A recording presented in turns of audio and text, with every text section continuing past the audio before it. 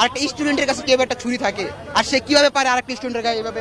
এই সূত্রপাত তো বললাম, এই সূত্রপাত আরো 3 থেকে 4 দিন আগে। আজকেরটা যদি বলতেন। আজকেরটা তারা সূত্রপাত করেছে, যখন আমাদের আইডিয়াল কলেজের স্টুডেন্ট এখানে যাচ্ছিল, তারা 10-12 জন মিলে 2-3 জন স্টুডেন্টকে মারছে সকালবেলা এই যে সিটি কলেজের সামনেই। তাদের দেখেন আমাদের এরিয়া তো ফ্রন্ট এরিয়া, তাদের এরিয়া তো এটা, ঠিক আছে। আমাদেরকে উপর হামলা করবে, আমরা এটা গতকাল রাতে থেকে শুনে আসতেছি সিটি কলেজ আমাদের উপর হামলা করবে। এই প্রেক্ষিতে আমাদের ছেলেপেলেও একটু সতর্ক ছিল যে ওরা যদি হামলা করে, হামলা তো অবশ্যই ঠেকাতে হবে নাকি। হ্যাঁ এইটাই। আর এই ঝামেলা আপনার আগের থেকেই সৃষ্ট।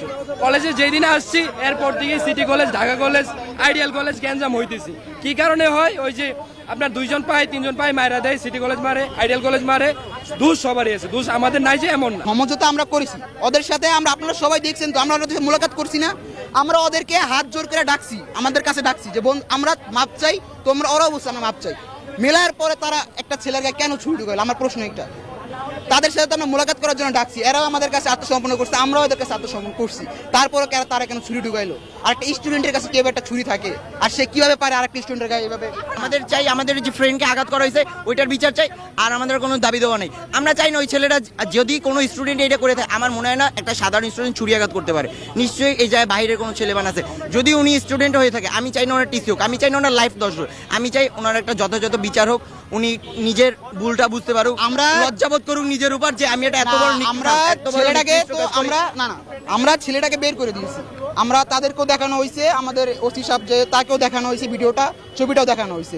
এখন আমরা দেখবো তাদের কলেজ অথরিটি এটার ব্যাপারে কি পদক্ষেপ নেয়, যে একটা ছেলেকে ছুরিয়াঘাত আমাদের কলেজ অথরিটির পদক্ষেপ খুবই স্লো, নাই বললেই চলে। আমাদের প্রিন্সিপাল একবার যাই আসছে ওদের কলেজে, যে কি হয়েছে ঝামেলা মিউচুয়াল করার জন্য, তাইলে আমরা চাই ওনাকে ডাকা হোক, ওনার ভুলটা ওনার স্বীকার করতে বলা হোক, উনি নিজের লজ্জাবোধ করুক, নিজের এটা ইগুলো।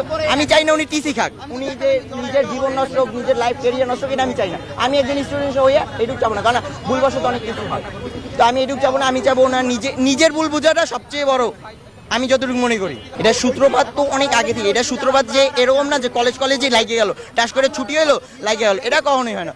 হয় কি এক কেন্দ্রিক একটা ঝামেলা হয়, বা একটা স্টুডেন্টের ঝামেলা হয়, বা এখান থেকে যায় যখন আইডিয়াল স্টুডেন্ট, তখন কিস করা আইডিয়াল স্টুডেন্ট, বা সিটি কলেজের, মিথ্যা বলবো না, যে সিটি কলেজের স্টুডেন্টরা যখন আমাদের আইডিয়ালের কনফারেন্সের সামনে দিকে যায়, তখন একটা ঝামেলা হয়, তখন কিস করে, এইরকমই হয় ঝামেলা, এক কেন্দ্রিকভাবে ঝামেলা। আমরা যখন এই যে প্রোটেস্ট করছি, ছাত্র আন্দোলন করছি, ঠিক আছে, ছাত্র আন্দোলনের সময় আমরা যেভাবে আমাদের নিজেদের রিপ্রেজেন্ট করছি, নিজেরা স্ট্রং ভাবে থাকছি, তারপর ইউনাইটেড ছিল আমাদের ভিতর, এখন এটা নাই।